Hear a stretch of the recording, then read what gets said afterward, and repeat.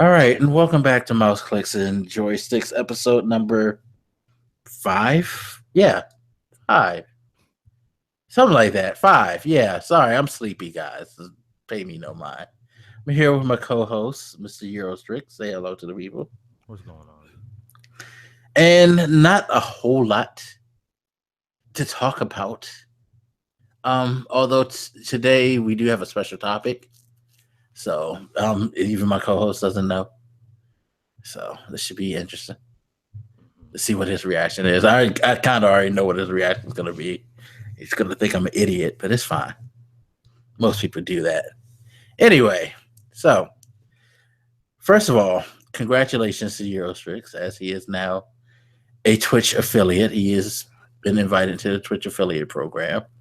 And, I know you don't want to be celebrated for that, but I think that's a good accomplishment. I mean, hey, dude, Thank you work hard on your Twitch, you know, you. and you deserve it. And I just wanted to acknowledge that. You'll be there. Huh? Yeah, eventually. I mean, they don't. It's an hours thing. It's just getting in the hours. Yeah, I just got to get the hours and the consistency back in. But I mean, it's not like it's something that I'm like, oh my God, I got to do this. I got to do this. I got to do this. I think a lot of people still are in that mentality that, you know, I guess it's the YouTube mentality, I call it, where everybody's rushing for the gold type of thing. It's like, no, I would like to have it because it would be nice to say, hey, they thought I was good enough to be that. That's cool. But um yeah, but well, instead of me talking about my thoughts, let's talk about your thoughts since you are a part of the program. I What mean, is your take on it so far? all right. So I'm gonna kind of, I guess, to me, the upfront easy part is like nothing much has changed. Um, I think we talked about it before. For me, it was more like the action of getting the email is kind of like being told that you're doing something right. Um, and it's just for a lot of people would think that, and I've seen this, thought that it might be a complacency thing. It might convince people to be kind of complacent. But for me, it just was like it's kind of like if trying to do all this stuff and trying to make something out of anything that you're doing, if you're walking a path that's really dark and it's just another light that shows that you're going in the right direction. Um, Beyond that, the only actual change, I mean, is the monetary side of things, which has been good. Like I'm not gonna pretend like it hasn't. It just so happened that my program came in this past weekend uh, when I was having like a pretty big event over on Twitch, coaching with a bunch of people, and it turned out really nice. Like I may have made it in terms of just purely revenue, because that's the only real difference. Is April as a month in terms of revenue would be 4 times what I was averaging the rest of the year, That's good. and like half of that was due to the ability to now have bits. Like bits are really easy. I didn't realize how easy people like it is for people to really spend bits. Um, and so yeah, that was interesting to say the least. It feels like it's something psychological about bits, especially when you give in the fact that you don't necessarily have to spend money to get them. You can do the ad thing to get bits. It's not a lot, but you can. Yeah, Um, I don't know. It feels like people are much more willing to hit that button and to hear that like bling and to get those little icons than they are to straight up donate cash. I feel like it's like a mini game to a lot of people, yeah, and it's to the benefit of streamers because yeah, you get some financial benefits from that. yeah. Like it's been pretty good. Like just overall as a I don't know how to explain it as a opportunity. I mean, as a revenue source, which I think was a lot of what it was about. Um, there's not much beyond that that I think Twitch can actively change for the affiliate program. Beyond just like slightly more features, like getting more bits is cool. They've already talked about that. You'll get a sub button. You'll get a emote slot, which things like that kind of already exist out there to be used. But inherently, like it's just I officially had to do an onboarding process with Twitch. Had to fill out paperwork. Had to provide tax information. Had to. It's like getting a job. It's like getting some form of employment or contracting where you have to fill out the paperwork and deal with all of that. And so, yeah, I guess that's the biggest difference. It feels a little bit less like what I think people perceive all this stuff to be as like a hobby or is just yeah, you're just playing video games on the internet. It's it feels like it can be something more if the work and if you can still be if you're willing to keep pushing hard, pushing work. Yeah. Would you say that you feel like things are in easy mode now? And the reason I'm asking is because look, we've had this discussion before about it, and I know there's still going to be people out there who's going to be compelled to feel like, okay, this is just an easy end to get money and some popularity and to do all of that. Do you feel like it makes things for Twitch more easy mode? Um, depends on what the person's after. I think if you are purely after making money on Twitch, then it's probably more than you would ever really want. Especially once you get the sub button and emote. Like you can make money off of game sales. Was playing Gang Beast this past week, and people could buy it below my stream, and I think I get a small cut of that. You could get bits. You can eventually have subs. All that stuff is just like from a money perspective. It feels more accessible and kind of like how they talked about in the reveal. It feels like it's more of a reasonable transition. Um, Going back to YouTube, YouTube was a similar space where it's kind of like realizing, okay, well, I can pay a bill with this. All right, well now I can I can pay my phone bill with this, or I could pay a water bill with this.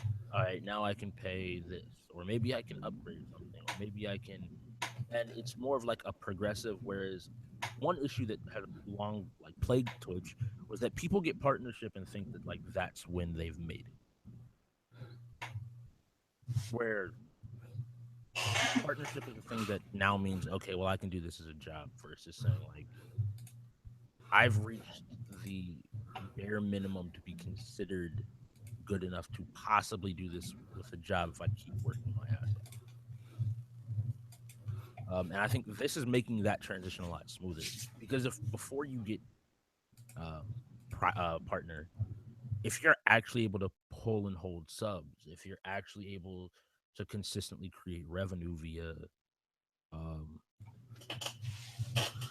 via bits and other avenues, then it's really clear that at a certain point, you will be able to uh, you'll be able to have a much more normal climb where I mean the situation was brought up. If you have two jobs, maybe it'll take a while, but at a certain point, maybe you don't have to work as many hours on the second job, which is more hours you can put into the stream, which might turn into more revenue, which means you might not need the second job, which means that's even more time. And it's something that it's kind of like smoothing out the mountain, the curve, like Yeah. making it so that if you're trying to get to point B or wherever you're trying to get to, and especially if ultimately being a full time broadcaster is your aspiration, there's a much more reasonable path than you kind of.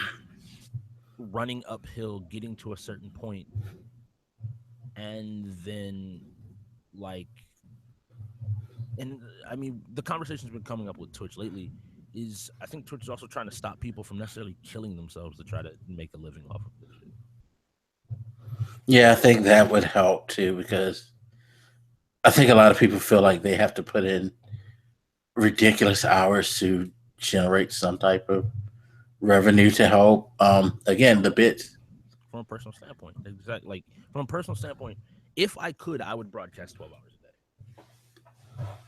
But even with the amount of sleep and the amount of food and all the things I do, I recognize that not even just from a, well, you have other obligations, because other obligations are other obligations, but like if you were to treat this like a job in the sense of like, well, I would be working to blah blah blah, like it's easy to get into that mindset, and it is, it's easy to overwork yourself when it comes to Twitch and even YouTube, anything when it comes to content creation, because you are your own boss that sets your own hours, and there's a direct correlation to how many hours you put in is how much you necessarily are going to get out.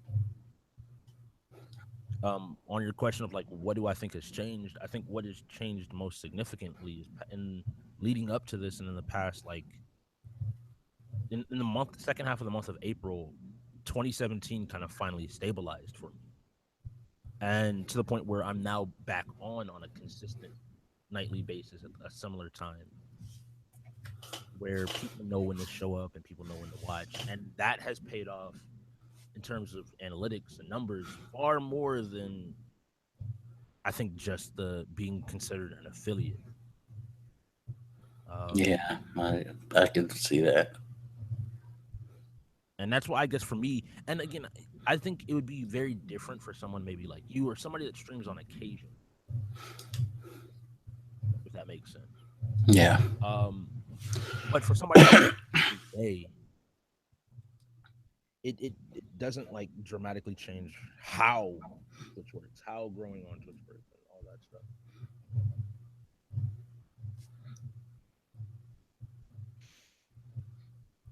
hmm. Oh, I'm glad you got it. Now you need to just get your partnership and then start your stream team and become like a huge Twitch overlord who gets all these endorsements and things like that. It'll all be good. And the funny thing is, like, life is always funny No. about that type of stuff. Because with that, I'm not gonna ever pretend like that wouldn't be great. I think that's when somebody's like, "Yeah, I'll be a Twitch broadcast." Like that's the ideal situation. But I'd be happy to just Yeah, stream every and day of at my course you know computer I for hours. jest because I know like you have realistic goals and realistic views towards all of that. I just joke because honestly, there's still going to be people out there who are going to try the quick path this thing, and they look at the affiliate as a piece of the quick path to the ultimate goal, and it's like, I don't know how accurate that is. I'm a big like sayings person and proverbs and all that type of shit where people are just, like words of wisdom, which are really just, it's, I don't know. I feel like because people always talk about common sense, and common sense to me is never common because it's depends about a lot of things. But yeah, like anything that's generally really worth fighting for, and a lot of the stuff you see that in my opinion, that you really aspire towards. Um, I don't know. Maybe I would take being a meme in today's culture out of it, but uh, it generally takes some type of work or effort, or it takes something more than just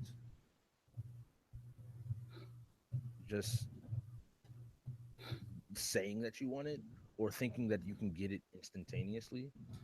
There's always, for every mountain, there's always a valley someplace. Yeah,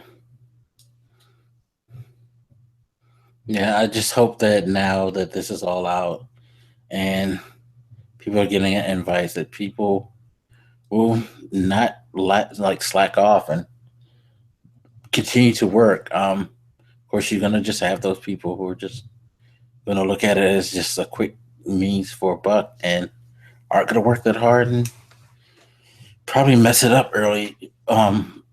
overall for themselves in the long run. What? Who was it that said it? It was something like success. Failure isn't the enemy or the like opposite of success. Complacency is. Yeah. Once you get comfortable with where you are and what you're doing, then that's where there becomes a problem. Very true. Very true. Well, congratulations again. I need you to hurry up and get your emote thing. So, and then get your subscribe button so I can subscribe. Hey, keep your money. I ain't Yeah. helping nobody out here. Oh, I have Twitch Prime. You won't get a lick of my money, but Wow, since I've already spent the money on Prime, I might as well give you that. I feel special. You should because I value my Prime sub. I don't just give it to anybody. Okay, Hmm. it's my flower. I don't give my flower to anyone. Okay. Anywho, let's move on to the topic before I get even weirder. I told you I'm sleepy. Yep, yep. I'm gonna I'm gonna be weird. Very, very strange. Especially near the end probably. Anyway, so first topic, we've had the Call of Duty quote unquote reveal trailer. They had their reveal live stream, which did you watch it? No. Yeah, you I'm sorry. you I did didn't even see yourself it. you did yourself a service. I watched it, of course, and I had a nice discussion with our boy a flying modem about it. You can check that out on the channel as well if you want to get his input and some details on things.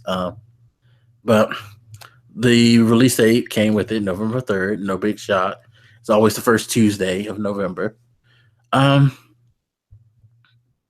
Oddly enough, I guess if you are a streamer, going back to that, and you do Extra Life, hey, guess what? You'll be able to play the Call of Duty on your Extra Life stream. So keep that in mind if you're a big COD fan and you're an Extra Life supporter. All right, keep going. Just ignore me. I mean, hey, some people think that's the B and the. I remember a lot of people were getting upset because it didn't fall before, and they were trying to get it. And I'm like, what's wrong with y'all people? It's not that big anymore. Of course, other people will tell you it is a big deal, but hey, it is what it is.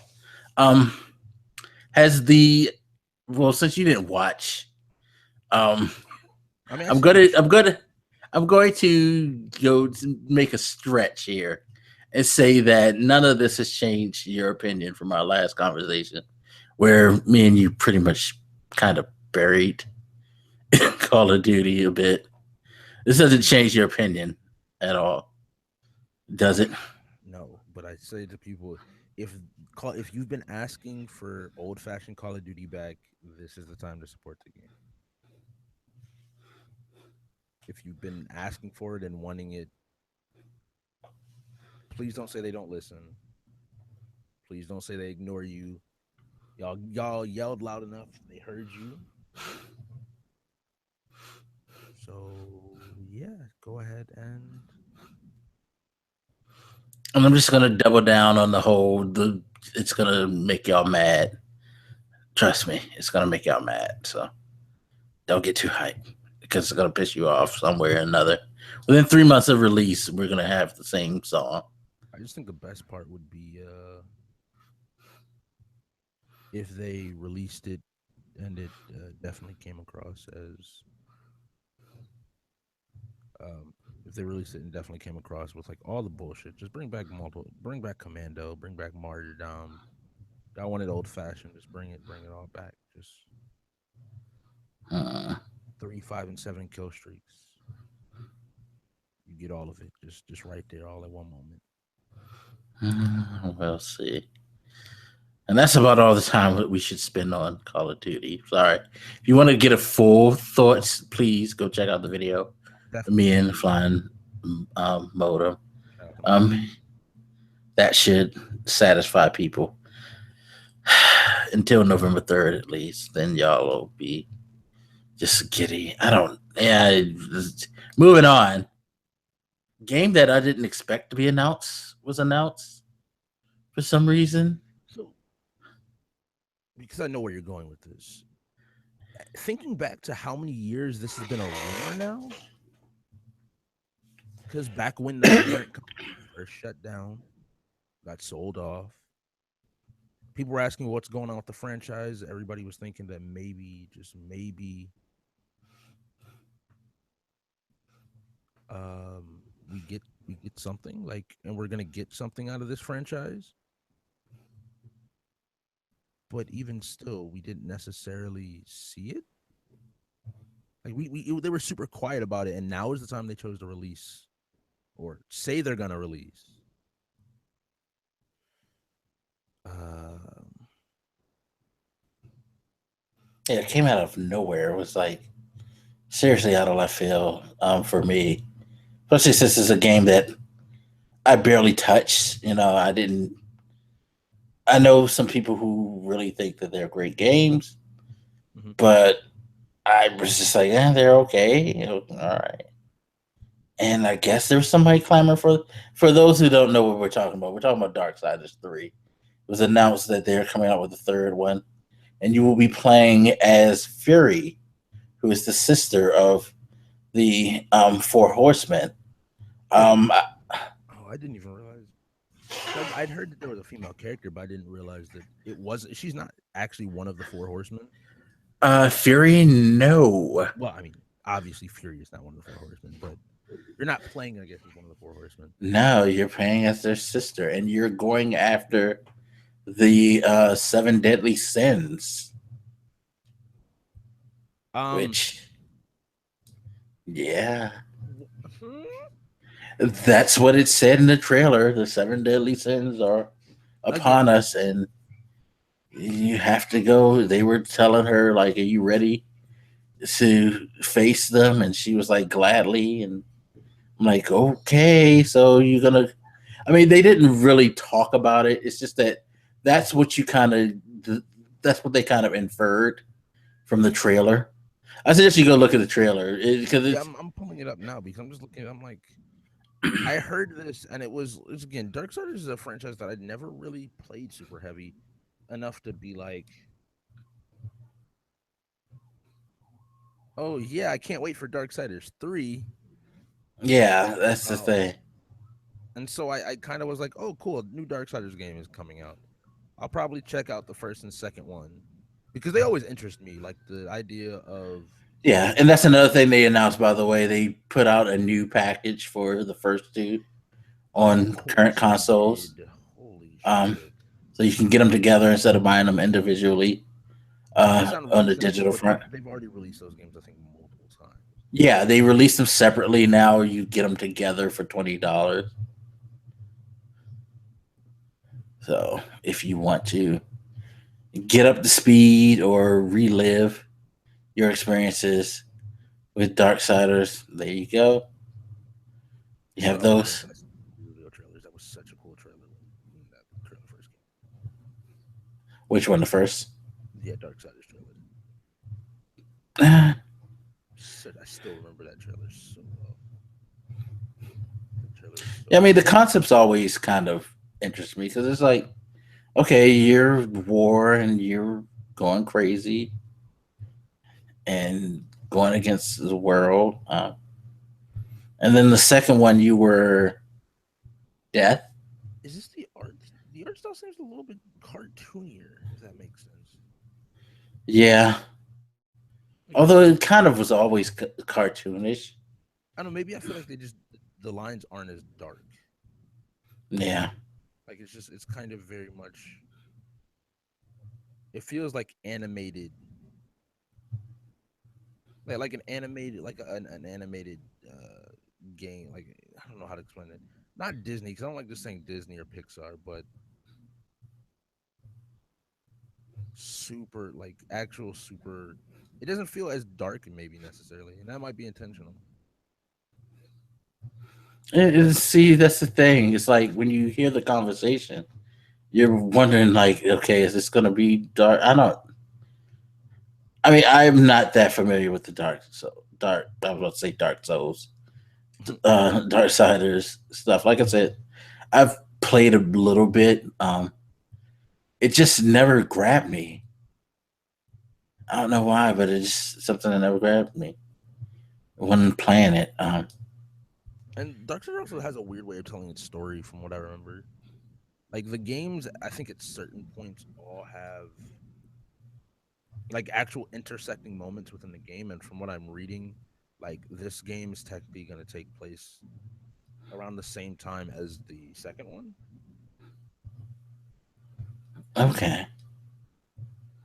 Hmm. Yeah, 'cause I saw in the trailer you got War. He's chained up, and So I believe that's it's. I think that's after the first one. No, because that would be at the first. no, that should be after the second. Because I think the second you would charge as death to go after War for what he did. I think was the premise. See, Please that's what correct me if I'm wrong, people. And this is yeah, that's the thing. It's such a like I couldn't really tell you what the hell those games were about, other than you played as a horseman of apocalypse. which is it is confusing in and of itself. Yeah. Hmm. Yeah, it's gonna be interesting to see where they go with. I mean, we got about a year, so sure. Yeah, I'll probably play through both the games because people have always compared them to like Zelda and a couple of other games in terms of like environmental puzzles and Really. yeah. I've remembered that clearly was why I was always interested in the first one was that a lot of people always talked about the puzzles being very similar and having like this a very much of a Zelda feel environment wise how they do what they do and how they function overall. So I was always interested in playing them, and now for those that don't know, that's generally what convinces me to go back and play games I have in my library that I just haven't touched it. Oh my god, don't speak about library. We were talking about that in the stream I did last night about the backlog of just oh my god, so many games to go. And I guess for me, like that's it's great whenever stuff like this happens. Like for example, it's not in my backlog, but Kingdom Hearts 3 is still giving me a perpetual reason to go back and play 7 games that I love. And this is true. Have you picked that back up? No, I have not. Mhm. And we're not going to discuss the fact that I have not picked up that because I'm picking it up, and that will be like the fourth time, fifth time I bought some of these games. It's fine. There's so much out there. Like again, going back to the discussion we were having stream, it's too many games right now. People kept People, complaining about there's nothing to play. Can't complain no more. even a There's really a good game. shit ton of things out there that I can't catch up, and it's driving me crazy. It's literally driving me up the wall. Because in what fucking 12 days, Injustice, and then right after that, Tekken. I mean, it's not even that Prey dropped today Yeah, shit, pray. No, I thought it was tomorrow. or tomorrow. It's Yeah. it's today's. I thought it was still Wednesday. I thought it dropped. Look, Mm. too many fucking games. And I just want people and everybody that's like, well, it's been good so far. We haven't hit E3 yet. Yeah, you don't know what else is coming out later this year. We're just hearing about the Call of Duties. What was that game that was announced that's coming out next month? It's something else. Shit. All right, hold on. I'm looking at the list right now. So you got Injustice this month.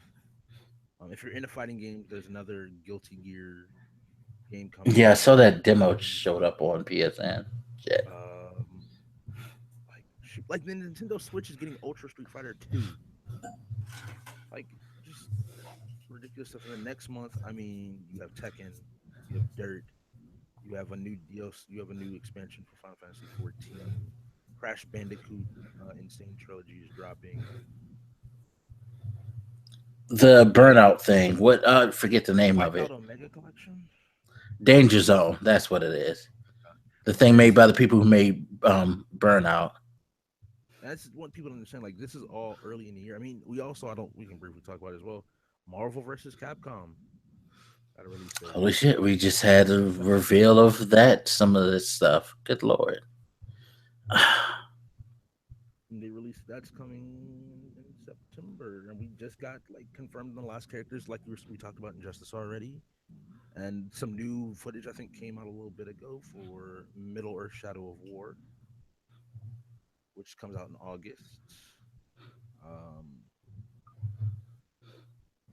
it's not slowing down.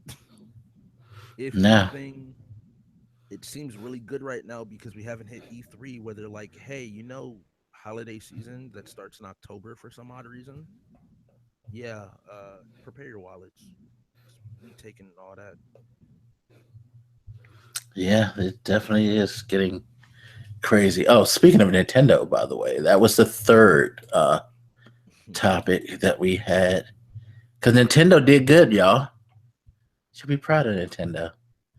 Nintendo has sold over 2.4 million Switches since its launch.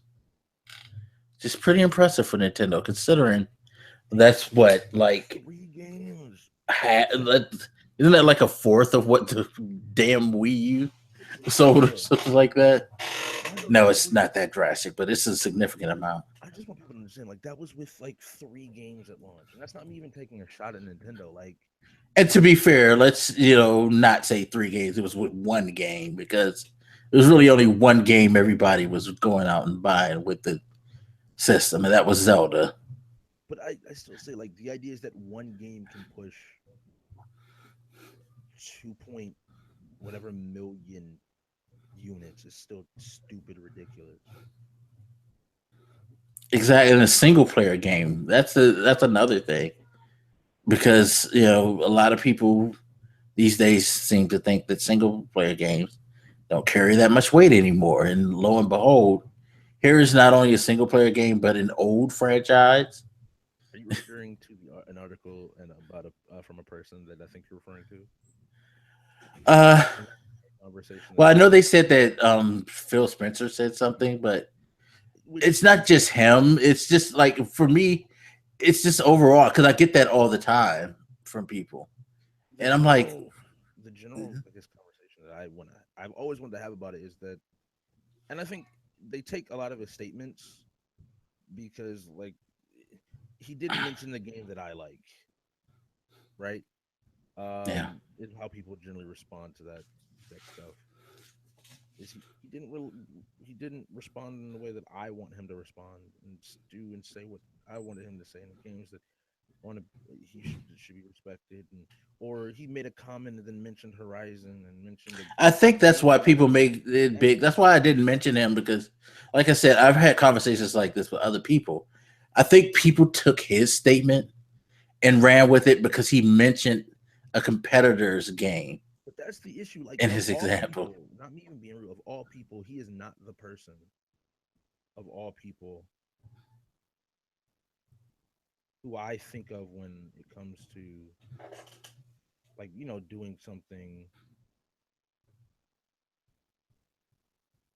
doing something ridiculous or doing something like console worry. If that makes sense. Yeah, Now with that all said, for those who know, Phil Spencer said some stuff and talked about single player games, and then people ignore like the when asked to clarify, which if you're mad at what somebody said and they choose to clarify, which they don't have to normally, please listen to what they have to say. Just give them a chance to actually explain themselves and don't just assume it's bullshit. He clarified, and I think his clarification is probably closer to how he actually feels. And like, or what he the point he was necessarily it wasn't necessarily the point he was trying to convey at the time, but the point that works, which was the point which was that in the industry it is good to have both single player and multiplayer games be healthy. yeah. Yeah, I don't think he was trying to like you said start a war or anything like that. Just calm down, people. But the reality is, though, that a lot of people have that mentality. Um, they won't buy a game unless it has a multiplayer in it, which I find weird. But that's just me from my perspective. Um, I, I mean, hey, the end of the day, I think what people need to realize that it's not that single player games don't have the pull or the push that they used to. At least not for me. I think as long as it's a good game, people will go out and buy it. Because there's plenty of multiplayer games out there that people aren't playing, that they're not buying, because they're not good games. And And even the it good ones aren't always. yeah, I always cry about Battleborn. Like, God, there was so much good in that game. yeah, and I think that that's the thing because its whole comment was referring around the way the games sell and things like that. Yeah, Truth be told, every game goes through that, whether it's single player, multiplayer. There are going to be some single player games that are going to sell tremendously. Then there are going to be others that's not going to sell that well. There's going to be some multiplayer because not everybody's buying every multiplayer game that's available and out there playing. to the guys over on GMG, they had a conversation about it last night, and Yeah, they made a really good point of just like most people will probably play about like three. You have like three at most five, and five is stretching it. Um, three multiplayer games that people most people will consistently probably play. yeah. It's like Overwatch was used as a standard, and they were talking about that too. It's like Overwatch isn't necessarily the norm. Plus, it's a tournament game. It's like if that's the case, then you might as well say everything that's not Overwatch, League of Legends, um, Counter Strike, and any of the other big tournament games are just doing awful. Truth is, it's not true. These a lot of games are doing well. It's You have the smaller games that have enough to keep the studio open and have their tightly knit community that cares about their game. But it's just the nature of how multiplayer games work because it's. I mean, it's a conversation that I'd love to have with you at some point of talking about, and this goes out to a lot of people because people I think have do tend to disagree with this, but playing a lot of different games hurts you in terms of being good at games yeah, I can because agree. it's kind of like it's not the same as a sport where it's like you're still building up muscles. It's games play differently, they feel differently, they work differently. Your muscle memory gets thrown off Yeah, because we were talking about that last night too. Like, especially being older, um, it's kind of harder for me to snap back hmm because it's like playing a game like Horizon is significantly different than playing a gun. I mean, a game like say, going from Horizon to a Battlefield One multiplayer, I mean, I and would even then, challenge to go ahead. anybody if you're wondering what like the idea that we're talking about. If you ever get the opportunity, try to go from say if you have it Horizon to Battlefield. I mean, you could stay within the same genre and have issues, which is the really Yeah, because like I could go from Battlefield to Destiny and back, and I could have some. It's not a huge different in schemes, but there's just enough to where I gotta like remember. No, L1 is for this in this game, toss Rainbow Six in there, right? and like which is another game that is even down to not even like from a mechanical standpoint of like you can think of it as wait you don't take as many bullets or Well, there's yeah, limited right. Because explosions play or styles, like you're not gonna be bullet spongy. you can't play that way. Yeah, you can't rush like you want to in certain game. You have to switch up your mentality as well as your mechanics in that game. So that's a really good example. And it's just across the board. Like people, some people, I think, avoid playing a lot of games because they don't want to make that adjustment. because they get comfortable, they get in the groove, and to go to something else and to struggle to master it, I don't think a lot of people like. Now, with that all said, you can toss in other genres in there. Like anybody that actually wants a challenge, I would recommend try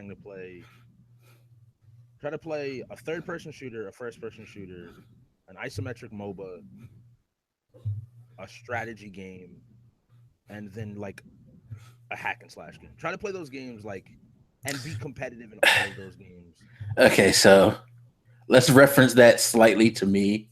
The MOBA thing probably wouldn't come in the mix, but I guess if I were to play a MOBA, I I guess you mean, could say Paragon would be the Paragon, landing whatever. Yeah. spot. I mean, and that And Paragon then, is super close to a third person shooter, but even still, it's not. but I no, it mean, was like, but my transition would be like Paragon. And as far as the third person shooter, Uncharted, which, mhm. yeah, no, those two don't Now flow then all of a together. sudden now you're playing StarCraft. Yeah, and then I go to StarCraft. Okay, now I'm going to Battlefield 1. Um, And and then then let me see, what would be my hack and slash? a God of War. Yeah, And now all of a sudden, like, and think about trying to be like super proficient at all of those games at the same time. And it's the idea of that can it's there's a reason why people don't play a whole bunch of multiplayer games. The people that are really good at Call of Duty are the people that usually also have days on Call of Duty. yeah. You don't see like a lot of them jumping ship to other games, and when they do, you get that's where you get a lot of them complaining. I mean, there are people out there I've seen.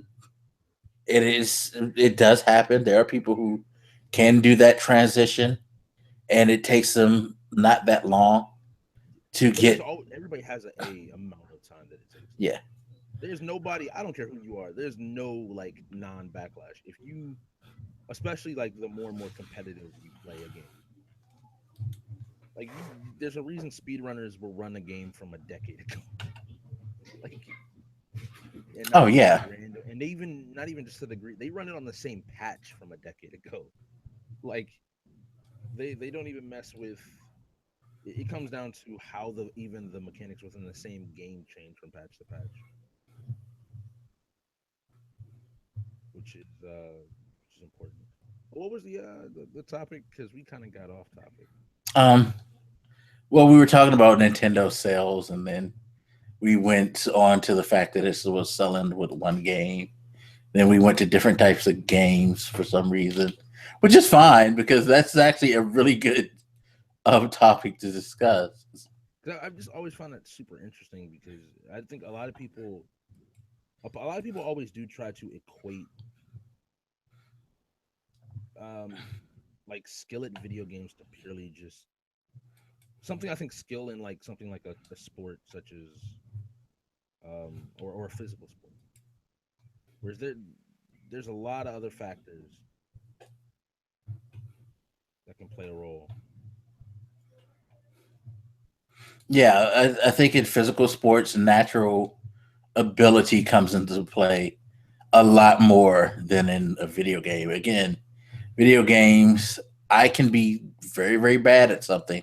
If I spend enough time with it, I To can. anybody out there, the idea is, I guess, if I were to relate it to say something like basketball, imagine every time you stepped on a basketball court, the rules could be different from the weight of the ball, the height of the hoops, the size of the actual court, um, what constitutes traveling, like all of that type of stuff. The rules, the very rules of the game, and how the game is played could be different.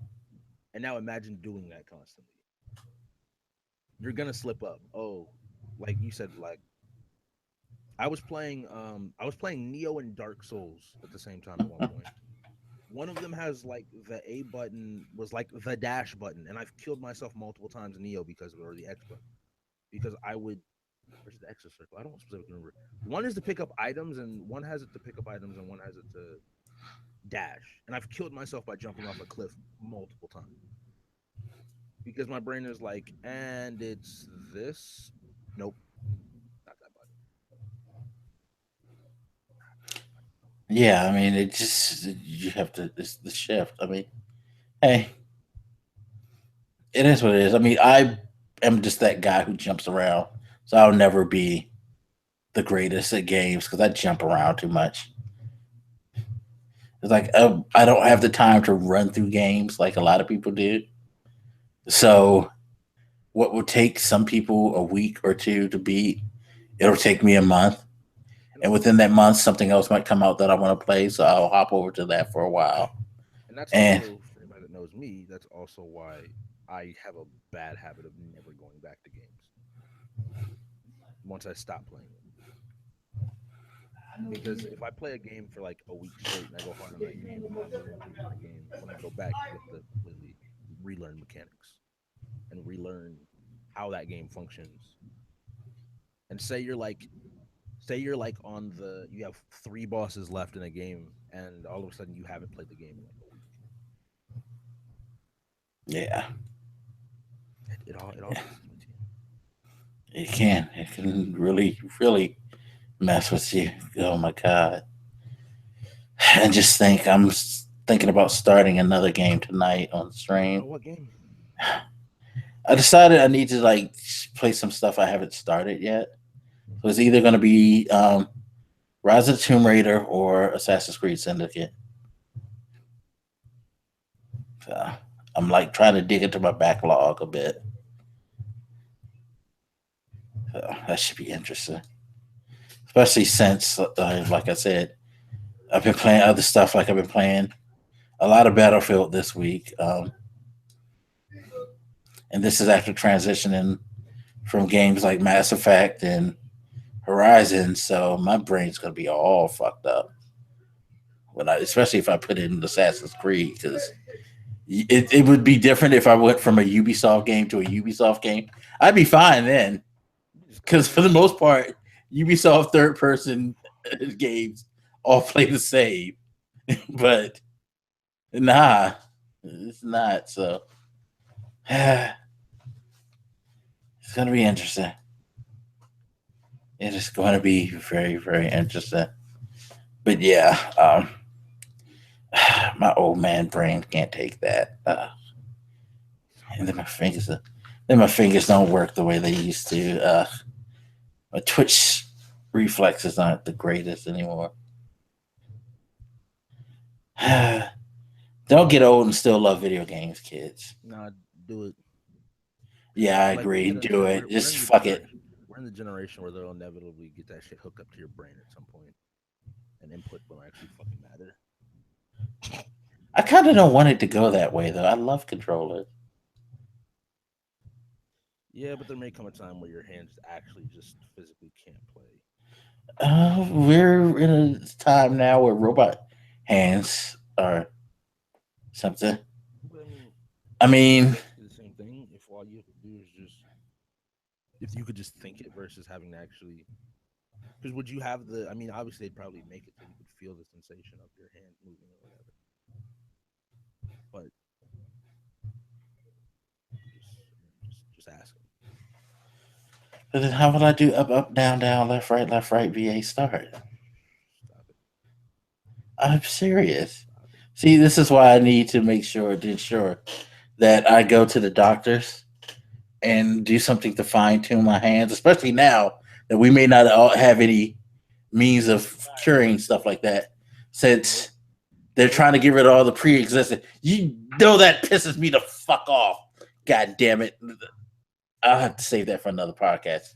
Son of bitches.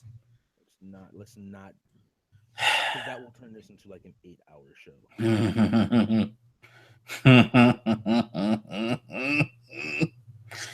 Oh my god.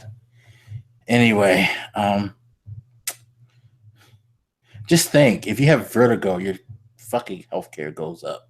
Anyway, does that? All right. Okay. Mm-hmm. Hold on. Let me take a moment. I'm going to.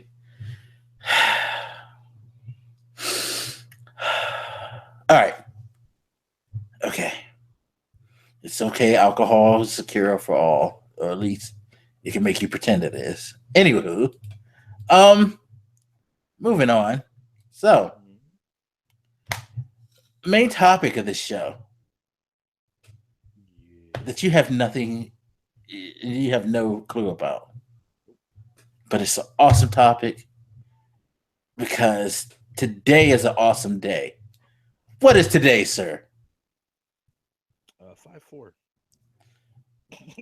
I refuse. 5-4 is what? The month between April and June.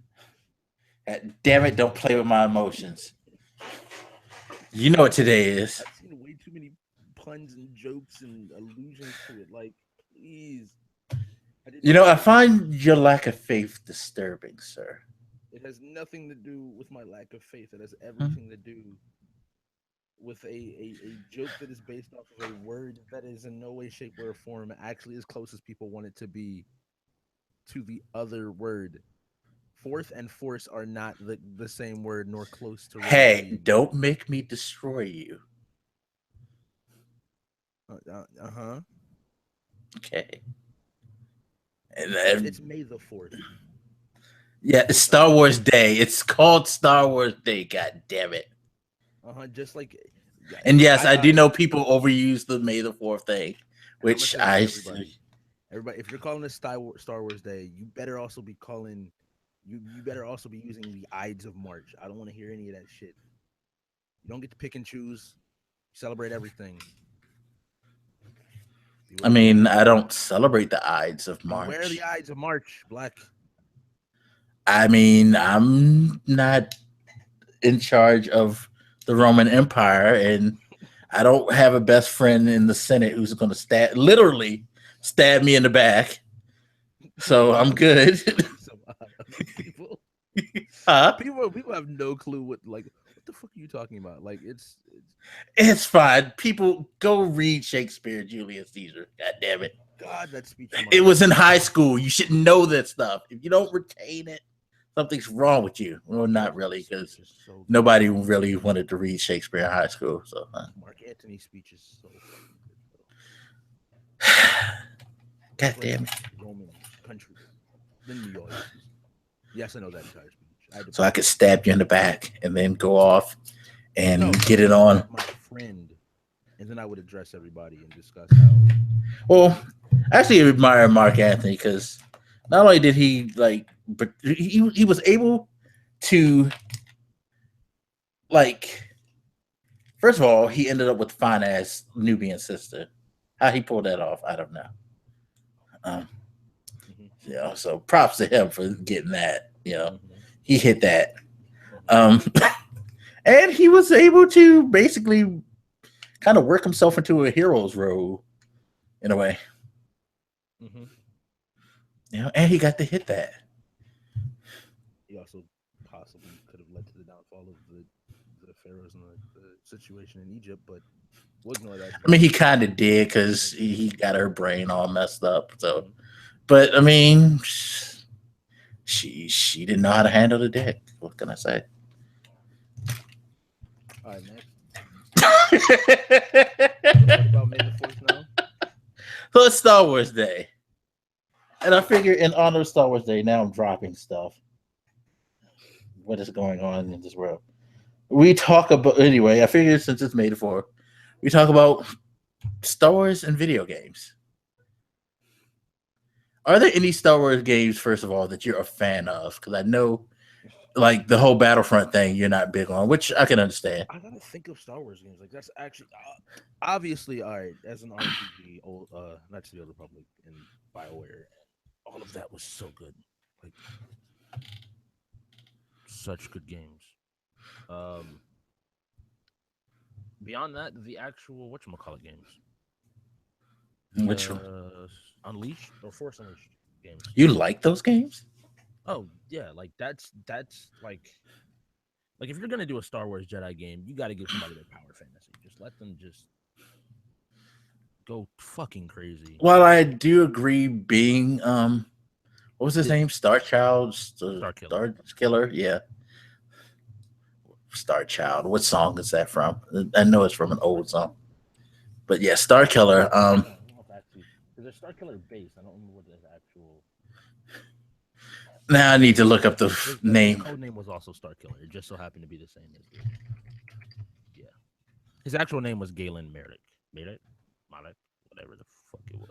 Is Wow, I'm impressed that you know oh, that. I have it typed in Google. Like, look, don't try to Okay, don't because I'm like sitting here like, wow, I forgot he actually had a real name. yeah, because the intro to that game is super fucking cool, and also like I still feel like that's how you do a sequel where you're like, huh, how do you top one badass like a badass motherfucker with one lightsaber? How about you make the logo with a two so he can have two lightsabers and be even more bad? Like, fuck, the games are I have just to so admit too, like I was playing that, I was like, you know, as a story, it's just the stupidest thing in the world. but It's it's so not about the fucking story so cool. much. It's so fucking cool to just run around and just fuck up people with these goddamn lightsabers and force powers. That was the thing about that game. I did not like them overall, but I love playing them. I'm not gonna talk about whether or not they were good or any of that other I'm just No, saying they were just fun. I mean, and it's some fun to games are play. like that though. You don't. It's Not fun every to play game is Jedi supposed to be power great. fantasy. Yeah, exactly. Like I regardless of how many people will say like, oh well the game is this and that. Like name one other game that is as satisfying to actually pull a Star Destroyer out of the fucking sky. Like that moment is still satisfying as hell to just yank to just yank a Star Destroyer out of the fuck. Like you want to talk about the Force and how great the goddamn Force is, and just how you can make that. But yeah, obviously Nitro Republic. That um, I didn't like. I can't speak to a lot of the games as well because I wasn't old enough. Like I remember Jedi Outcast and a lot of those that stuff, but I don't remember playing them well enough to be like, yeah, I love that game. It was just like it's a Star Wars game and it's cool, and yeah. Being the resident old man, I can go back to those wonderful days of the Atari Oh Empire Strikes Back game. god. Oh It's funny god. because I don't think they ever. What was there an Atari Star Wars? I don't think they did an original Star Wars game for the Atari. I think they just jumped right to the Empire Strikes Back because I guess at that time you couldn't really do the Star Wars game like you could do in the arcade. Mhm. Because we had the first person Star Wars game where you were basically flying down the uh, tunnel of the Death Star to shoot the you know torpedoes into the shaft and all of that. Um, and maybe it was too powerful to go into the Atari back then. But they had the Empire Strikes Back game, and of course we were all in it. But as you get older, you pick up some things. You just realize, oh my god, this is just god awful. It makes no sense because I don't know if you could ever beat that game. I felt like you just continually flew your speeder and tried to blow up, you know, AT-ATs, and it was like, yeah, no, nah, Atari, what are you doing? I feel like that's like the whole of the Atari generation. I feel like Atari, the thing about Atari that people should look back fondly on was like, yeah, it was a successful video game, you know, console that gave us hope and eventually led to Nintendo making one. Cause I swear to God, most of the shit that came out on the Atari, good lord, that was awful. But it's just even then though, going like to the Nintendo and other platforms, like especially Super Nintendo, with the Super Star Wars games. Oh my God, those games aren't that great. And the reason I wanted to talk about this is because, like, I guess that's why I was so surprised when you said Force Unleashed. Because while I do enjoy the gameplay, I don't think the games are good. I think universally, Star Wars as a franchise hasn't been treated that well in video games. I just think I think the Force Unleashed, well, it's not that good. I think the big thing is that like there's a lot of there's no Star Wars games that gets it all right or gets like most of it right to me. Um, like I've watched a lot of Star Wars, The Old Republic, the MMO, which has its own perks in terms of like Star Wars story and characters and Bioware just kind of being really good and being at their best. Um, but I think no game has actually captured the entire feel of Star Wars yet, and that's the issue. Like, let's see, Force Unleashed to me is you want to feel like a badass with a lightsaber. That's what Force Unleashed is, or with like the Force and as a Jedi. That's what Force Unleashed is. Um, Grand Adventure. Funnily enough, Grand Adventure, I give Bioware credit. I don't mind them making or watching or showing off what you call it, Star Wars stories because they seem to do a pretty good job about it. Yeah, I guess KOTOR would be the height of like Star Wars video game. But I don't think it is because it's a Star Wars game. That's the thing. I just think that it was just a good RPG franchise. Can you think of another franchise that would That fit what you're was, talking about, though? huh?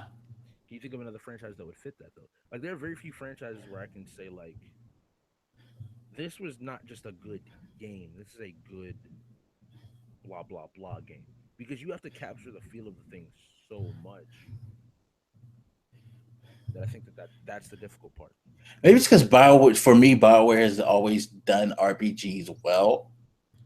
That I tend to look at it like that because they have been able to take things from different eras. I mean, hell, we saw them go from medieval times with stuff like Baldur's Gate and Neverwinter's Night to KOTOR, and then they've done the Mass Effect stuff. Um, they just know how to. I feel like maybe it's just them knowing how to take the material and make it work within that realm, like that genre, very very well more than anything.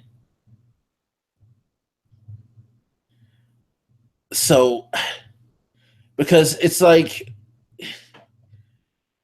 yeah, they do a lot of right things as far as the universe, but if you look at the overall characters and things like that, they're not necessarily. Um, and I think that's one of the things that kind of help it be the like quote unquote top. It's not necessarily held to the Star Wars standards that a lot of people try to do. I think one thing that helps that game out tremendously is that they didn't try to force frame it into the well known Star Wars universe, if you know what I mean. Yeah. Like I think a lot of if you look at a lot of Star Wars games, even if they don't include like Luke, Leia, and all of them, they try to revolve it around their period or connect it to them some way. And I feel like it ends up kind of being forced. Like as much as I do like Battlefront, I can understand why you wouldn't like it or why other people wouldn't like it because you're putting it in that familiar setting. You're trying to put a different style of game in that familiar setting, and either you're not going to enjoy the play style because it's not akin to what you know of the universe. Like I feel like that's why a lot of people get upset when they don't have space battles and lightsaber stuff and all that because that's not what the known Star Wars world is. And the fact that you have this going on during the most well-known period of Star Wars kind of throws it for a loop too for a lot of people. Um so yeah, I can get that. Or like Jedi Knight games. There are people who like the character Cal Katarn and all of that. But at the same time, it also offends people until you, because he was the character that had to be wedged into the universe after the games came out and in the books, because he didn't exist. Yet this is a guy who his adventures were concurrent with what was going on in the original trilogy, and he'd had passings in like one of the games with the original people. So it was like, oh, what? You know what I mean? I feel like too many times. That's why I was so hyped for Star Wars 1313. Because even though they kind of fit it in that world, they were going to tell a story, somebody else's story, and move it away from. But I think that's the I, I don't think that just is exclusive to Star Wars. I guess is what I was getting at. Because until like you know me, I'm the way you are with Star Wars is how I am with Lord of the Rings, Yeah. and like Shadow of Mordor is that thing now. But I there's like so much left to be desired with Shadow of Mordor story, where it's just like it's really hard to do it justice. And the fact that they gutted the expanded universe or whatever for Star Wars, I think it does limit them because you don't have as many good jumping off points. Because the funny thing is, you can get away with pulling from the expanded universe in a game because most people aren't going to read. If Destiny's any indication, most people aren't going to read anything outside of the game. Sorry, that was just a side point. So yeah, you can get away with doing that. I don't know, because I just feel like, I mean, I kind of, If you make a unique character, I feel like you have to make also find like a scenario that has not been explored, whether it's a time period, whether it's like what they did with Rogue One, um but something where it's an idea that even if it exists, you conceptually doing it in a way that's slightly different or enough different that it doesn't feel like the same story. Because like even when it comes to episode 7, the idea that episode 7 was constantly compared to yeah, episode episode 4, 4. and like, oh well, yeah, there's these and this parallel. And And see, I think that comparison, my problem with that comparison is that the entire comparison in my mind was all about structure, at least how they told, yeah, it was as far as its storytelling structure we can always bring similar George Lucas back. to, what was that? We can always bring George Lucas back. No, but you know what I mean. Like, it's comparatively restructure wise, it's like the way the story flowed as Mm-hmm. far as how it moved, sure, but it wasn't the same. There were, it just, to me, it wasn't the same in dialogue, characters, and things like that. It just had the Star Wars I mean, certain storytelling styles work well, and that one works well. But I feel like the dialogue, the characters, this the scope of things. I feel like it was different. I felt like the tone to me was different. It just moved like a Star Wars movie, and guess what? It's a Star Wars movie. I'm fine with them putting it on that frame. It's just like a car. Certain companies will always use certain, like, you know structures, but there's always something different about how these cars are. Not every Dodge is the same. True. So I don't know. I thought it was fine. It did what it needed to do. It set up where they were going in the future. I think now we're on another tangent, but I think episode 8 is going to bring something a lot different. I know everybody's trying to say this is the Empire Strikes Back, and it may have that structure to it, but I don't think it's going to be the same. I don't think that's a bad thing though. No, it's not. Structure is not a bad thing so much as Because it's storytelling 101. You have your introduction, and you establish your world.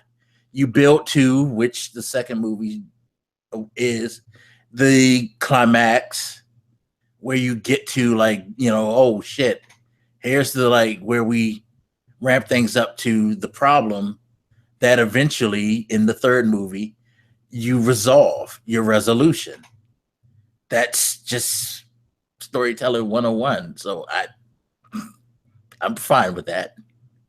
You don't have to M. Night Shyamalan shit all the time. yeah. Although Shyamalan gets his occasionally gets his things right. Occasionally gets his shit right. Yeah. No, and when I say M. Night Shyamalan, I'm not saying like make it bad. I'm just saying the whole, everything goes along, and then all of a sudden in the third act he switches the game up with the twist type of thing. You don't have to do that. You can actually go up and come down and it'll be fine. You don't have to, throw a detour in the road, so to speak. It's fine. It'll be fine. Stop hating. You liked episode 7. Always Huh? let the hate flow through you. The hate is strong. Exact. No. You don't want to give over to your hate, okay? I'm sorry if I was a Jedi. Hate feeds the. I would not like just straight up just be straight up like good. It would be somewhere closer to the middle. That's why you had the purple lightsaber, because purple's just a fucking amazing ass color. I would love to. I've never read any of his books. I would love to know what the explanation was behind the purple thing.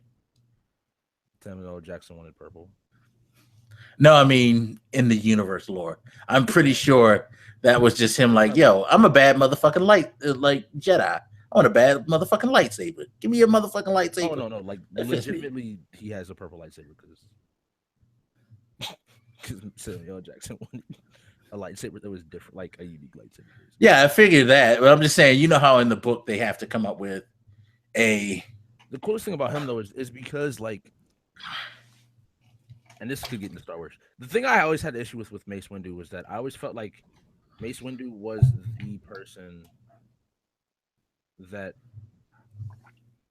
if there was any person, could have actually trained Anakin, and that always annoyed the hell out of me that the two of them never ended up. Brief synopsis for those that don't know: Mace Windu uses a style of fighting and uses like he technically taps into like a lot of the dark side emotion-esque types of powers, but just how he uses them is very different. And so it stands to the reason that he's like the one person that could have like actually worked with. Yeah, privately he referred to it as the bad motherfucker technique to other Jedi's. If you don't know, he put it on his he put it on the hilt of his lightsaber. I'm sure. Just like, what is that? That's my bad motherfucker. Samuel L. Jackson be the only person that in a church would be allowed to be referred to as motherfucker at his funeral. Yeah, I know. Like, here lies this motherfucker here. It's so like I always joke people become connected to words, but Samuel L. Jackson is really connected to the word motherfucker. Just like Morgan Freeman, his voice is just he no longer has a voice. He just exists. Yeah. That's the issue. That's the issue, man. I mean, I'd rather he be connected to motherfucker than the word that he used profusely in Django. So, hey. I mean, that's just a different set of people. That motherfucking like it's out there. Don't worry, it's out there somewhere. Yeah. But anyway, you were saying, just in general, like that's the type of stuff. Like I would love a story about Mace Windu, or love a story about what's his name, sadly, Darth Maul. Like, and no, like, fun fact, you can do prequel shit. Why? Because we know that they become badass. Just show us how they become badass. That works. There's a lot of stuff, and that's the thing. Like, I don't mind them blowing up the expanded universe as far as the books and all of that. I think Um, that's neither here nor well, as someone who read a lot of it, it slightly irks me because it's like stuff I'm familiar with. But at the same time, I also look at it as an opportunity it's for like getting okay, to the SAT and then handing you a new history book, and it's like, go fuck yourself. Just go fuck yourself completely. I would agree if you were trying to tell me, oh fuck, wait a minute, you know what? I'm not even going to say that because that just reminded me of something horrible. Okay, it's like somebody told you, oh yeah, so the Revolutionary War, we fought Spain instead of Britain, like that type of thing. Okay, you're changing real life scenarios. I'm okay No, with you no, blowing up. So although I'm gonna miss some of the characters, I'm no. still okay because now you have an opportunity to. Instead of Anakin, it was Yoda that became Darth Vader. Nah, no, don't do that. But you can What's wrong? kind of go freely with utilizing non-main characters, in my opinion. Now, Ren and Kylo are actually the incestuous babies of Luke and Leia. Like there are plenty of places they can go with the story that would probably just be like, why can you I not would like?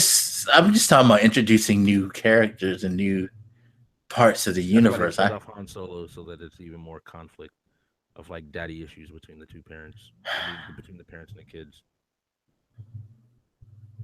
Yeah, well, I mean, well, no, let's be real. Kylo has more than just daddy issues. That He has grandpa fucking issues. he has inferiority issues. He probably realized that he can't, like, he's not as good as Luke,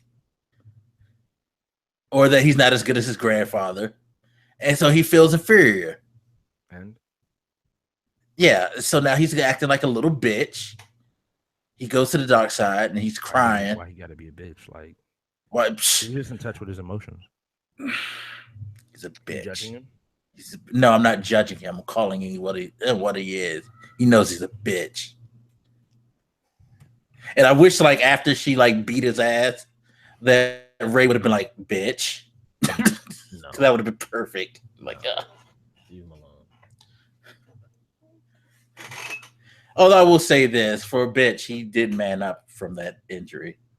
You know, he did take a goddamn blast from the crossbow, and just kept going. So there's that. He ain't that much of a bitch, I guess. Just an emotional bitch. Bitch. Anyway, but no, as far as the Star Wars video game, why are we all over the place with this? This is our problem. Because it's May the 4th and we brought up fucking Star Wars. Yes, I know it's the greatest thing in And the I know world. for a fact that you can easily get distracted by anything Star Wars because any conversation of Star Wars can turn into another fucking conversation. I know. Speaking of which, this is the last season of the Clone Wars. Kind of not. Kind of looking forward to see how they conclude that and transition. I wonder if it'll end how the other Clone Wars shit ends. I mean, not Clone Wars, Rebels. Sorry. Oh, I haven't watched any of Rebels, so Yeah. Um, I'm wondering what the transition is gonna be for then, because I feel like they're gonna want to keep that on TV, like the Star Wars cartoon on TV. oh they will. Don't worry. The Adventures of Rogue One, season 2. Oh my god, I really wish they would bring back Rogue Squadron. That would be awesome. I'm just jealous because I don't have a Lord of the Rings show to actually enjoy. They never really tried, and I guess that's one of the unique things about Star Wars is that even with all the bad games or the games that Keep made, trying. hmm? Stupid. Let it die. Some No, of these that's what I'm Star saying. They keep franchises like just have to sit there they quietly.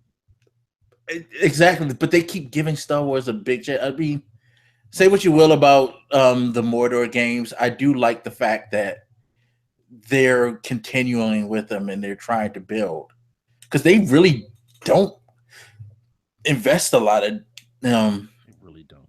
different And angles in that. so fucking good. The worst thing about the game is the story, which to me says something. But it's just like, okay, so you got Mordor established. You know what? Lord of the Rings probably should have been that property that has the like ability to continually have other properties done for. I mean, fuck, you Well, have a goddamn, if you want you to have know an something, encyclopedia that was written by, well, and that's the mostly really funny written thing to me that I by just the guy. that like whereas Star Wars has like had the expanded universe anyway, and all those different stories to pull from. The like actual creator just made a fucking encyclopedia. Yeah, he gave you the lore and the background and the depth of the world that you could have took that and be like, okay, we And can go here, here, even if he here. didn't write it, he gave you enough of a foundation for you to make something that makes sense. Yeah, because if anybody ever read the just the base Lord of the Ring books, those things are very, very encyclopedic. For those that don't know, like he legit created entire languages, like Yeah, kind of ridiculous. And there's this amount of appreciation you have to have for the effort that he went into fleshing out just basically this imaginary world that he probably had with him since he was a kid. yeah. No, the Lord of the Rings and the Hobbit, those books, they're big and thick and long because he goes into so much It's detail. it's the same thing with why I'm happy that Game of Thrones is getting the play that it gets, because if you've ever watched a Game of Thrones book, like a Game of Thrones book reads like a genealogy novel. Yeah, I also love the fact that he actually puts the genealogy in the back of the books too. It's hilarious. Like for those that don't know what I mean, like they do the official like here is blah blah blah, son of blah blah blah. This is his official title. This is where he's from. This is why that's important. This is probably the last major event that his family has been a part of. And it's stuff like that that is really good world building. And I feel like Star Wars has that to some degree. Well, had that, especially with the expanded universe. Um, I don't know. I feel some type of way. I just want all the properties that I love and enjoy to actually get more shit. I just want more of them. Man, like you know what? I'm gonna go out on a limb and say no. I want a Destiny like TV show, like full on. Oh my god, Gina Torres gets to be a Korra. Whether animated or live action, I just want it like. Nathan Fillion gets to wear the hood. Tell me, the Adventures of Cade would not be like an awesome kid show. That would be, oh my god, I would watch a Cage show like shit. Like, That would be the best thing in the world. Like, and you know what? Honestly, just take Cade and Korra, put them together, and just like fucking redo goddamn Firefly with those two. and whenever you need something slightly serious, just Yeah, that's when you bring Lance Reddick in as Savala, and so just he make can just be everybody like, "Could you guys like quit with that shit?" like that's what I mean. Like it's why because we had this conversation. Oh, I'm me and Black. I enjoy talking to Black because Black is like one of the few people that will legitimately like deal with my lore and story bullshit. If anything, I'm kind of a bad influence because I sort of encourage it in some cases. Which it's not a bad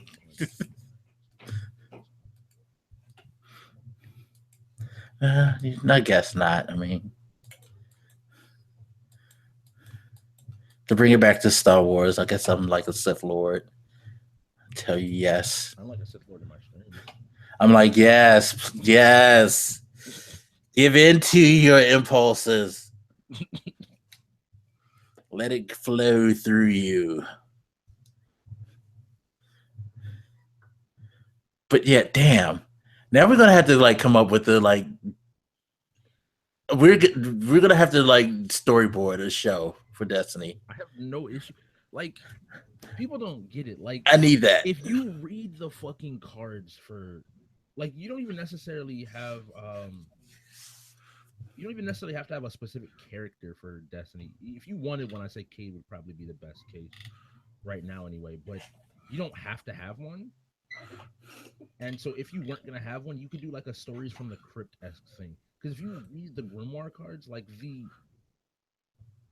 God, all the like different stories of various characters. Just fucking pick up a gun and you can write a story. Most of the weapons are named after guardians who fell and did shit and all of that. Like they talk, what's his name, Tolan. Yeah, You can tell a story. You have the like Rise of Irons thing where they show you what happens to the Iron Lord. and that's You what sets actually get to you up. see who Jolder is. You can talk about Jolder's her adventures, shit like that. Like they have a lot of basis for books and stuff. For those who don't know, like, but that's the thing, like, and I guess how do we end up on Destiny and all that stuff? It's whenever, and this is something, whenever people actually put time into world building and they take the energy to do so, people like me and Black appreciate it, like heavily appreciate it because there's so much that you can. It's not the big details. It's not always like, oh, the cutscene where you destroy the heart is like. It's like, no, did you notice this super small subtle thing that's just really fucking cool? Because this happens and it means this happened with this person and this person can do this and that can lead to this and it's like it's sometimes the things that aren't always specifically like given a free form, your imagination runs wild to a point where it makes you want more. And that's why like I look at these things and I'm like, Destiny does not. I want fucking. I want TV shows. I want. You can give me anime. It's what I love about Overwatch. There's so much character just in their little animated shorts. Yeah, and there's stuff subtly in the background. Like if you even listen to their conversations, like you pick up things like, "Oh, you mean you were a movie star? Where did that happen?" Oh, like things like that. You know that you hear about the characters. It's just there's a lot to go. Like you haven't played Rise of Iron, right? I started. At least not. Okay, have you played Iron Banner since it came out? No.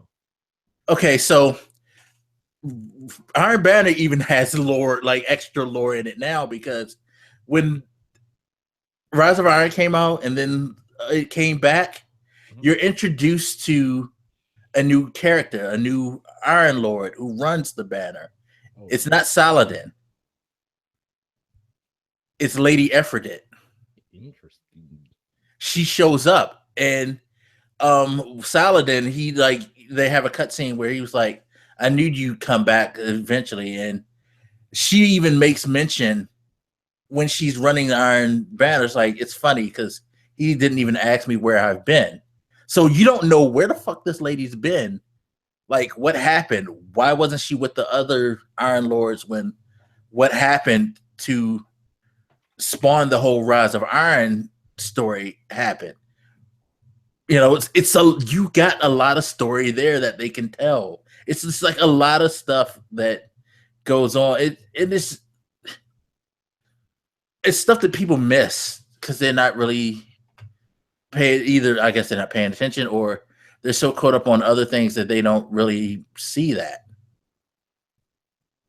That's why, yo, I can't wait for Destiny 2. Yeah, like the fact that there's like, no light. Like, okay, so what the fuck? Wait. I haven't been following it super closely. Wait, what? Well, no, it's just that people have been making that reference because of what the trailers have shown. Like the fact that everything was destroyed. Mhm. They're making the speculation that okay, if the last city and stuff have been destroyed, does that mean that um the what's his name has been gone too? And if that's gone, does light exist still? So I mean, they'd have to do a more traditional leveling system if that was the case.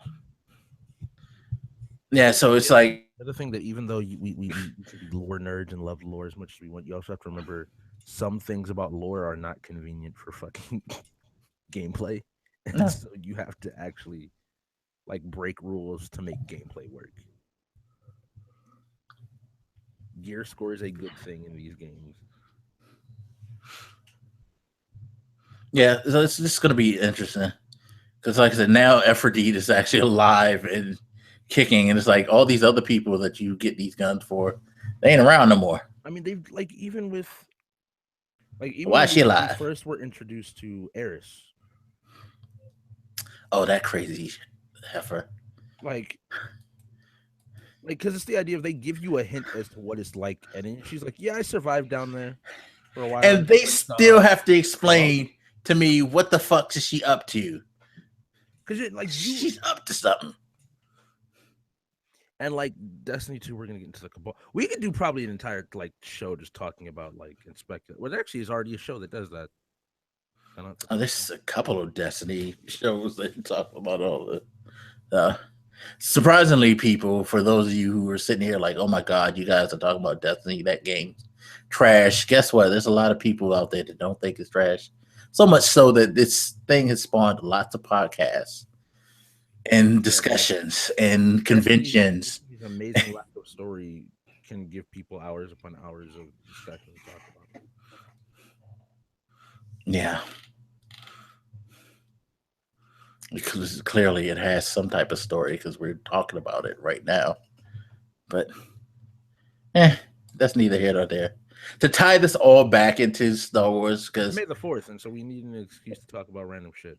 well, no, but it's just like, but these are examples of things that Star Wars has and that they can do with their games even more so. Because, like, for me, again, I think that they haven't expanded enough. They've stayed a little too close knit to the Luke Leia.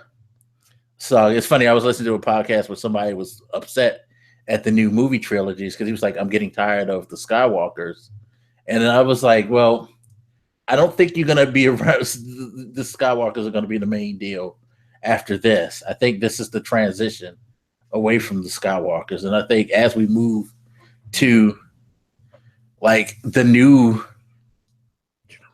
Generation. generation. Well, let me take that back because I'm sure somebody Yeah. like Oh no. Ray Like let's establish is that. related, but at the end of the day, it's Well, not going to be. it's kind of I funny. think We know at least one Skywalker exists. right, We don't am a new Skywalker because right, regardless of how you want to say it, you can call him a Solo, but he's still also a Skywalker. Like Kylo Ren is still also very much a Skywalker. And if you think that that's not going to play a part at some point, you don't right. know fucking And we shit. don't know whether Ray is or not or anything. Either way, it's still moving in a like general direction where it's not going to necessarily be about this family struggle, but I think it's going to expand to what it was before the Skywalkers came into the play, which is the struggle between Jedi and Sith, good and evil. That's just the way that I see it going, Mhm. and I think that's going to leave it open for a lot more stories to be told and for a lot more directions to be taken in the franchise. Which I'm hoping. I'm very much hoping so because I think it's needed that they break off from that because, like you were saying, the prequel stuff. There's so much stuff like that's why I enjoy the cartoons like Rebels and Clone Wars because they don't focus on the Skywalker stuff. They focus on the soldiers. They focus on the other Jedi, just the different things that have gone on during this whole big war that involved more than just those characters. Yeah. And I think that's where we're going to eventually get with the movie franchise, where it's just going to go and span beyond just that realm. And I hope the games follow suit. That's why For those out there, what they're doing, you have two options of storytelling. I think I've had this conversation before. We're talking about actually Destiny. But what Star Wars shows are doing, what is that generally seen as the better, more reliable, and honestly safer way is you start with a focused set of characters as just a place to focus on in a giant universe, and then you expand from there. And that's what the Skywalkers are to Star Wars. It's just a family that we as people are.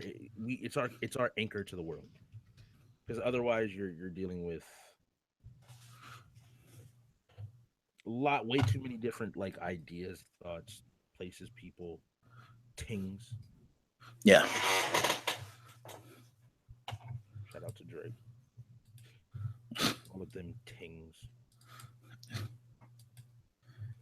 Why'd you have to do that? You really shouldn't have done that. But anyway, What do you mean? Don't you love all the things?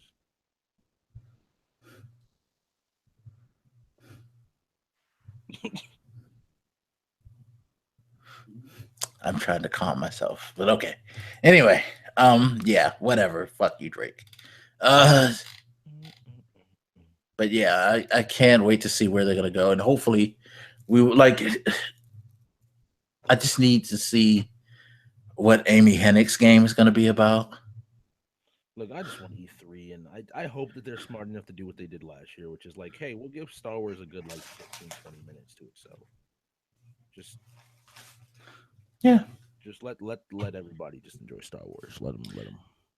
but no, they got a lot of other stuff. Like this, you got the Amy Hennig game. Um, I feel like they're gonna announce a new MMO for Star Wars too.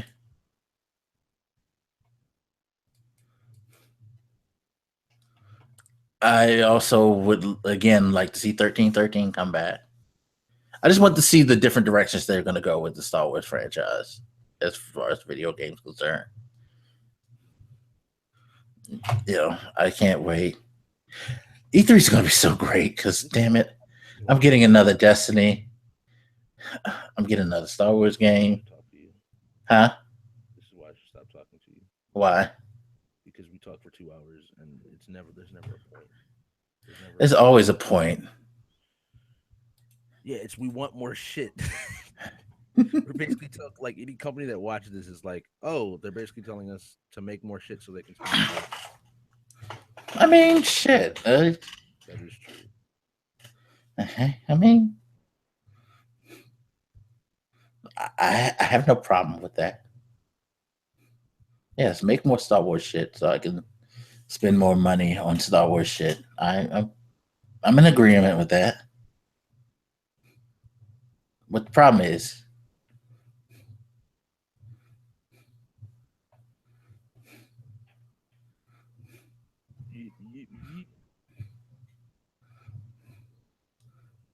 Yes. No, I'm good. Fuck. I was trying to think of like a Yoda quote to use, but I couldn't think of one. So Yeah. let's just go ahead and close this one out before I infuriate him more. Cause the darkness to raise within the night owl.